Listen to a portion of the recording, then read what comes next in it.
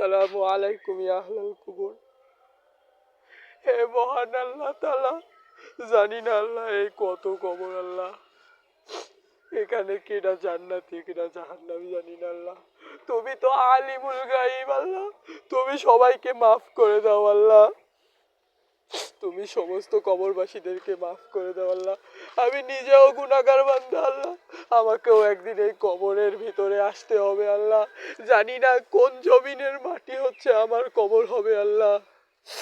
তুমি মেহেরবানি করে সমস্ত কবরবাসীদেরকে মাফ করে দাও আল্লাহ। তুমি এই সমস্ত কবরবাসীদের গুনাহ গাতাকে তুমি মাফ করে দাও আল্লাহ। তুমি সমস্ত কবরবাসীদেরকে মাফ করে দাও আল্লাহ। তুমি সমস্ত কবরবাসীদেরকে জান্নাতুল ফেরদাউস নসিব করো আল্লাহ।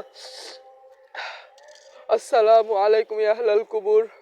আল্লাহুম্মা সাল্লি আলা মুহাম্মাদি ওয়া আলা আলি মুহাম্মাদ কামা সাল্লাইতা আলা ইব্রাহিম ওয়া আলা আলি ইব্রাহিম ইন্নাকা হামিদুম মাজিদ।